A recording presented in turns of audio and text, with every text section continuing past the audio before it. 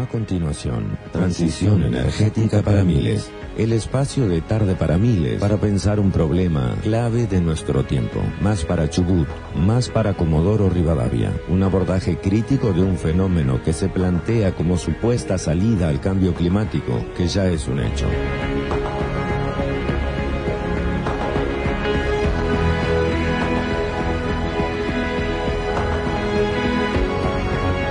En este nuevo capítulo de Transición Energética para Miles vamos a saludar a Julio Acosta. Él es secretario general de Luz y Fuerza de La Pampa y también secretario general de FETERA, que es la Federación de Trabajadores de la Energía de la República Argentina, y también secretario de actas de la CTA autónoma a nivel nacional. Es el primer, digamos, dirigente sindical con el cual hablamos sobre este tema en esta columna. Julio, ¿cómo estás? Acá Martín, Alba y Guillermo te saludamos. ¿Qué tal, Martín, Guillermo? ¿Cómo están ustedes? Buenas tardes. Bien, bien, acá estamos. Bueno, te queríamos consultar sobre transición energética. Me imagino que debe ser un tema que se está hablando desde el ámbito también sindical, pero te quería preguntar qué tienen justamente los sindicatos para aportar a esta discusión que uno puede decir se da a niveles gubernamentales macroeconómicos, a niveles de intereses hasta geopolíticos, capitales transnacionales. Los trabajadores de la energía, me interesaba qué piensan o qué están discutiendo en torno a esto. Bueno, nosotros venimos de la FETERA discutiendo ya desde hace 2 décadas y medias el tema de cambio climático, digamos, el calentamiento global, ¿no? Uh-huh. Y lo venimos planteando a partir de los cambios que se produjeron en la década del 90 en todo el planeta, y que estaba caracterizado por las privatizaciones, ¿no? Por la entrega de las empresas públicas Uh-huh. a manos privadas en el sector energético, en términos generales, y Uh-huh. particularmente en el sector eléctrico. Menemismo, estamos hablando de menemismo. Claro, en pleno menemismo, nosotros a partir de la reforma de la Constitución, de la ley de emergencia económica y de reforma del Estado, Uh-huh. se sentaron las bases para las transformaciones estructurales en nuestro país. Uh-huh. A raíz de eso hubo un seguimiento todos los años sobre estas características en los congresos extraordinarios que la FETERA hace cada año. Y bueno, lo que fuimos observando es que hubo un aceleramiento. Si uno mira los primeros documentos de la FETERA y los compara con los de la actualidad, Uh-huh. cada vez hay un aceleramiento de una crisis que alcanza niveles planetarios, y me estoy refiriendo al tema del cambio climático, ¿no? Uh-huh. Está muy claro, está muy evidente de que existe un calentamiento global y la causa fundamental es una sociedad de consumo donde todo es considerado una mercancía y se produce a término, hay productos que tienen fechas de vencimiento, se calcula que tienen un periodo de vida útil muy corto y se renueva, existe la necesidad de renovarlo, y eso va generando una sociedad de alto consumo Uh-huh. y que exige mucha energía, y con una energía producida fundamentalmente hasta hace poco tiempo no era una preocupación con elementos fósiles, ¿no? Uh-huh. Y eso fue produciendo lo que se denomina el calentamiento global, y nosotros creemos de que hasta hoy está en riesgo no solamente el planeta, digamos, o es una crisis a nivel planetario, sino que fundamentalmente, digamos, pone en riesgo la vida misma, ¿no? Uh-huh. O sea, Julio, de nuestra especie. te pregunto, alguna pregunta que me parece interesante para pensar, y sobre todo de los sindicatos. Modificar las formas de producción y de consumir, por ende, modificar las pautas de producción de energía y otros modos de producción de energía, ¿necesariamente es menos trabajo? ¿Menos puestos de trabajo? Porque debe ser algo puesto en la ecuación también, ¿no? Sí, nosotros creemos de que este escenario que describíamos recién nos pone a nosotros en digamos, en el medio de cambios profundos que se están dando también a nivel global. Uno de ellos es el cambio de las tecnologías, ¿no? Y la necesidad de ir hacia renovables y no contaminantes. Esto, digamos,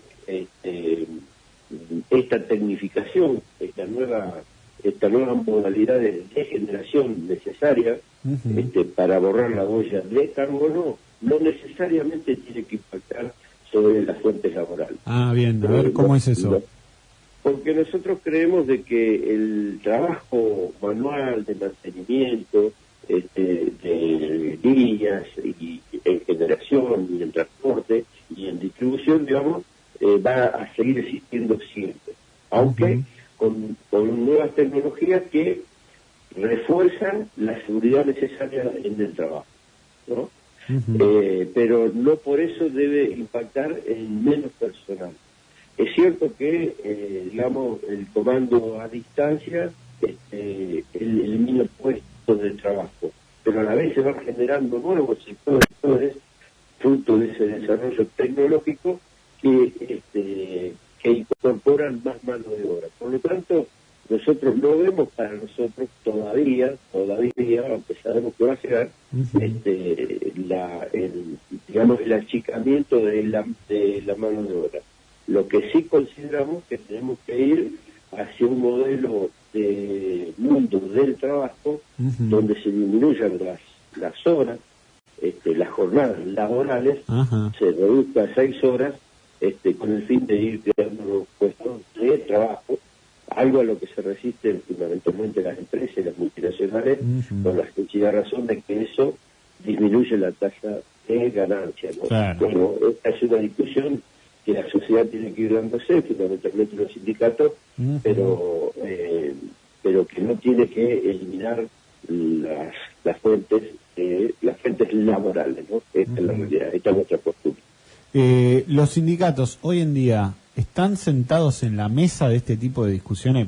Flavia Rollón, secretaria de Energía, discute con Luz y Fuerza, sindicato de petroleros, FETERA, digamos, este tema, digamos, ustedes que son los que saben cómo hacer funcionar una torre de alta tensión, ¿pueden discutir a nivel gubernamental o es algo que se da discusiones en otros ámbitos?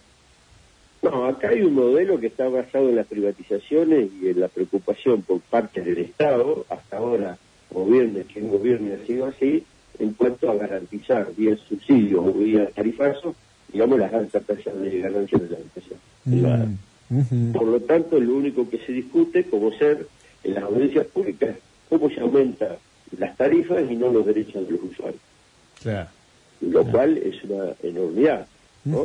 Entonces, la única preocupación en el único momento en que funciona el Estado es para garantizar ganancias, y nada más a las empresas. Entonces, no hay consultas, no hay ida y vuelta con las organizaciones sindicales, y muchas de ellas, bueno, son parte de ese modelo privatizado, ¿no? Nosotros sabemos de que una parte de la dirigencia sindical en nuestro país fue cómplice de las privatizaciones, e incluso parte de las privatizaciones, porque se quedaron con empresas, en el caso eléctrico, con empresas de generación, de transporte e incluso de distribución. Por lo tanto, acompañaron todo este proceso que evidentemente, y está muy claro, ha sido un fracaso el modelo privatizador. Por eso nosotros decimos de que la discusión de la transición energética es una oportunidad, una verdadera oportunidad para discutir el modelo, ¿no? O sea, el modelo entendido como en manos de quién está. Y acá está el aspecto fundamental para nosotros, pero fundamental desde todo punto de vista, que es recuperar soberanía nacional o soberanía energética fundamentalmente, ¿no? Entonces la transición tiene que ser una oportunidad para que la sociedad empiece a discutir en manos de quién va a estar la energía, si en manos de empresas privadas o en manos del Estado, de las cooperativas, etcétera, otras formas, digamos, sociales, incluso la misma generación distribuida en manos del conjunto de la sociedad. Si nosotros no discutimos la transición energética como una oportunidad para transformar el modelo privatizador e ir hacia un proceso de recuperación de las empresas privatizadas en los 90, bueno, vamos a entregar toda esta generación eólica, fotovoltaica, hidráulica y eólica en manos del privado, ¿no? Entonces el Estado bobo va a ajustar sobre el conjunto de la sociedad para hacer el mismo proceso, darle continuidad a este proceso de garantizar la tasa de ganancias de las empresas, ¿no? Y sí. Julio, ¿cómo le va? Guillermo Rossi de este lado. Me quedé pensando en esto que planteaba, ¿no? Respecto al fracaso que implicó la privatización de muchas de las empresas de servicio y cómo eso se sostiene hasta la actualidad. Puede ser un fracaso si lo tomamos desde el punto de vista de los ciudadanos y de los usuarios, pero podríamos llegar a decir que el modelo, tal cual había sido imaginado, ha sido exitoso, justamente porque las altas tasas de rentabilidad se sostienen todavía muchas décadas después. La pregunta es si hay consenso, entiende usted, hoy, para desarmar parte de ese camino y que el Estado, que las cooperativas eléctricas y que distintos actores de la sociedad civil vuelvan a tener el control de algunas de estas empresas estratégicas y por ende volver a recuperar parte de la soberanía entregada allí en los 90. Yo creo que en los 90 hubo un discurso, digamos, que construyó un nuevo sentido común, que fue el de Doña Rosa. No ha sido desarmado todavía ese discurso, ¿no? Lamentablemente. Claro, pero creo que nosotros creemos que las razones objetivas de ese fracaso están dadas por la calidad del servicio. Son cientos de miles de ciudadanos, especialmente en el Gran Buenos Aires, en los grandes centros urbanos, en la ciudad autónoma de Buenos Aires, que simultáneamente tienen cortes muy prolongados que abarcan una amplísima zona geográfica y a cientos de miles de habitantes en forma simultánea, ¿no? Y eso ha obligado a los usuarios a salir a la calle a golpear ollas y a protestar por la calidad del servicio. Entonces, la privatizada está cuestionada porque no hace las inversiones, privilegia la ganancia por sobre la calidad del servicio eléctrico que debe prestar, que está obligada a prestar. Y hay suficientes razones en la sociedad, digamos, creemos nosotros, no en todos lados es igual, pero creemos nosotros que es suficiente el respaldo como para iniciar un proceso de recuperación de las empresas públicas privatizadas. Porque las razones en los pliegos, o sea, las obligaciones que tienen las empresas privatizadas en cuanto a calidad de este servicio están vulneradas y hay razones suficientes como para poder retomar el control de las empresas. Julio, en esta recuperación también incorpora YPF.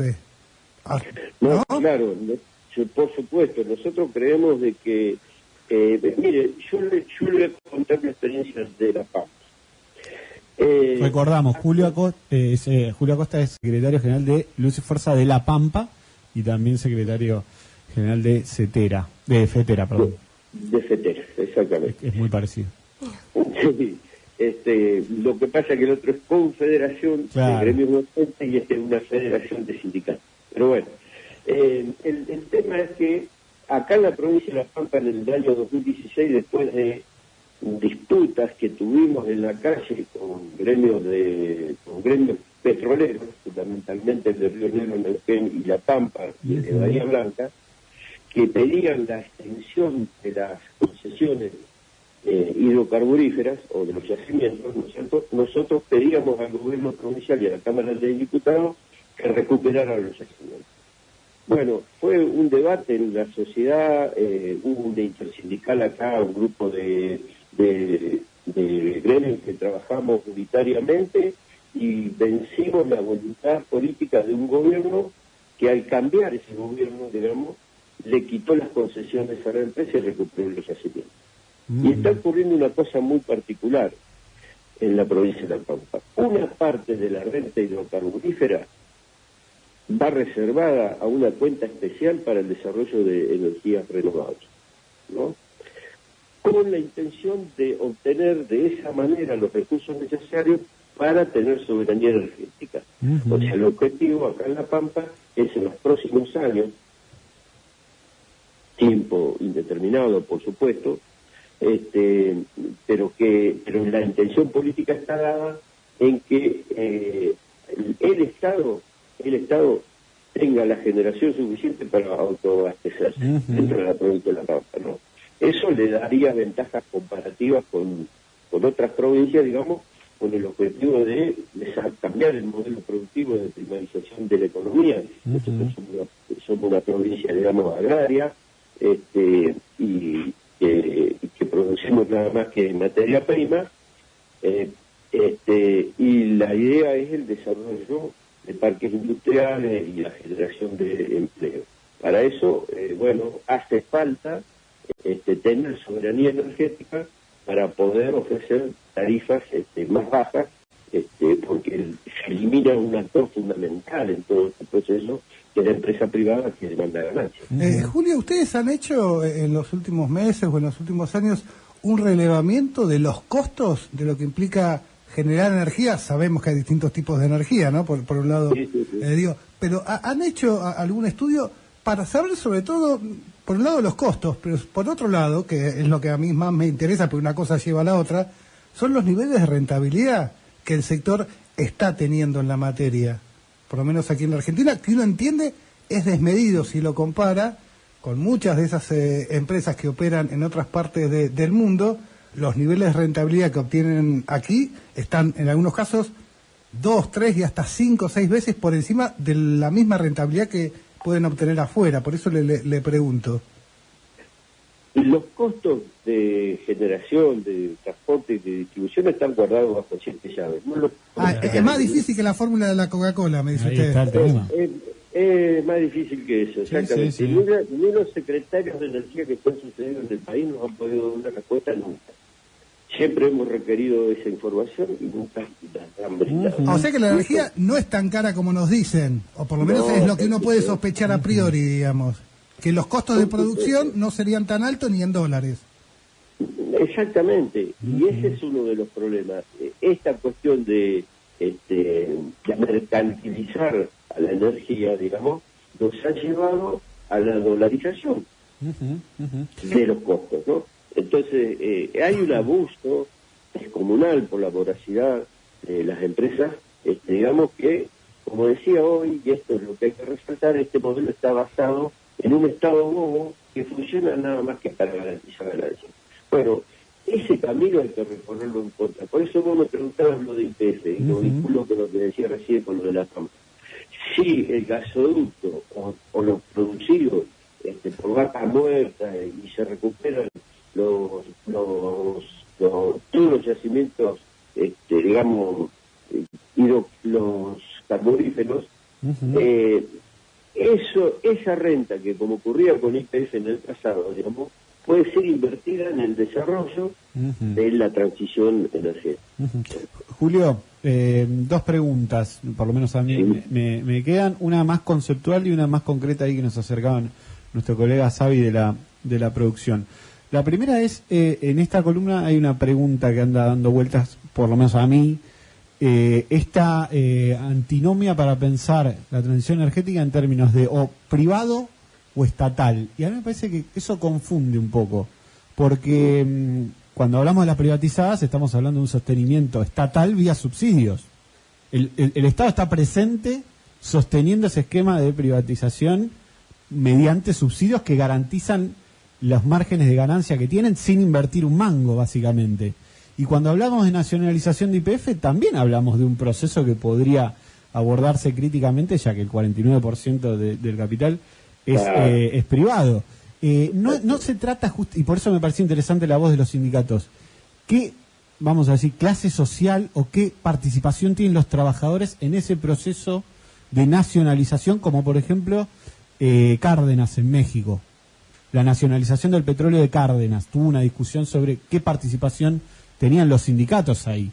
Es decir, ¿quién lidera ese proceso? Porque el Estado puede estar defendiendo negocios privados también, de hecho es lo que estamos viendo con con las privatizaciones. Esa era la primera, sé que es una reflexión quizá un poco extensa, y la segunda era, ¿qué opina sobre el proyecto de soberanía energética que apoya Luz y Fuerza acá en Chubut, que tiene justamente su impulso? Bueno, en el último tema, nosotros hemos recibido ese proyecto de ley, no lo hemos estudiado en profundidad, no lo hemos analizado en profundidad, pero nosotros creemos de que para tener soberanía energética las empresas tienen que ser 100% estatal e integradas. Ajá, bien. Decimos esto porque 100%. 100%. No, un paquete accionario de clase A, 51%, y después vamos cambiando la figurita. Y contémosle a la audiencia, Julio, qué significa que una empresa esté integrada, además, ¿no? Claro, que sea 100% estatal por la sencilla razón de eliminar la injerencia del sector privado, aun cuando sean cooperativas. ¿Por qué razón? Porque la responsabilidad fundamental del Estado es de garantizar que haya energía suficiente para todos, pero que todos tengan acceso a la energía. Entonces, como la energía es un derecho humano para nosotros, y es el Estado el único que la puede garantizar, tiene que ser 100% estatal para que pueda elaborar políticas públicas, digamos, que garanticen ese acceso a la energía. Y debe ser integrada porque en algunos casos debe ser integrada porque tiene que tener la participación del Estado y tiene que tener la participación de los usuarios, fundamentalmente en el control, no en la gestión, claro, pero sí en el control. Entonces, si no hay control de parte de los usuarios, con la participación de los usuarios y de los trabajadores, bueno, podemos volver a un proceso de destrucción de la empresa pública, como vivimos en el pasado, antes de los 90, que la hicieron deliberadamente ineficiente para poder justificar la privatización después. Entonces, con la participación de los usuarios, de las asociaciones de usuarios y de los trabajadores en el control de creemos nosotros de que se puede evitar un proceso anterior. Bien. Eso va a depender, digamos, por supuesto, de la conciencia que haya adquirido el conjunto de la sociedad de que esto hay que tomarlo su cuerpo, por supuesto. Acosta, Alba Soria desde acá los saluda. Con toda esta transformación que plantea, que es muy grande, ¿lo ve posible en el corto plazo? Nosotros creemos de que hay oportunidades y que hay que aprovecharlas. Yo les contaba la experiencia de La Pampa, vencieron las concesiones y el Estado recuperó los yacimientos. Bueno, nosotros creemos de que hay diversas formas de ir recuperando las empresas públicas, algunas por incumplimiento de contratos, pero ahora como ser empiezan a caer todas las hidráulicas del Comahue. Bueno, ahí nosotros tenemos un congreso ahora el 22 y 23 de junio de la FETERA y estamos elaborando un proyecto de ley que tenga que ver con que el Estado Nacional recupere las empresas con participación de las provincias para hacerlo federal, pero sin la participación de los privados. Bien. Esta es una cuestión fundamental para nosotros y esta es una oportunidad. En otros casos, como decía, por incumplimiento de los pliegos de concesión que los dieron a 100 años, el Estado entregó las empresas privatizadas en los 90 de distribución en muchas provincias, especialmente en los grandes conglomerados urbanos. Bueno, hay ahí, digamos, otras oportunidades que hay que aprovechar, pero para esto necesita de la movilización popular, esto necesita de la unidad del campo popular, de los sindicatos, los movimientos sociales, partidos políticos que piensen en un Estado-nación y no en una colonia, y bueno, creo que esto es lo que se requiere, ir construyendo una masa crítica para las transformaciones necesarias, ¿no? Que no tiene que ver solamente con la energía, sino con otras transformaciones. Nosotros creemos de que en nuestro país no tiene ni soberanía alimentaria, ni soberanía energética, ni soberanía financiera, no tenemos soberanía. Es un país neocolonial, ¿no? muy interesante. Muchas gracias por la charla acá con Tarde para Miles, y seguramente va a haber capítulo 2. Es más, si un día andás por acá por Comodoro, te das una vuelta y charlamos más en profundidad. Con todo gusto, porque es una discusión que la sociedad tiene que empezarse a dar, y queremos, digamos, transformar esta realidad tremenda que estamos viviendo, ¿no? Julio, un gran abrazo, hasta la próxima. No, gracias a ustedes, que tengan buenas tardes. La 100.1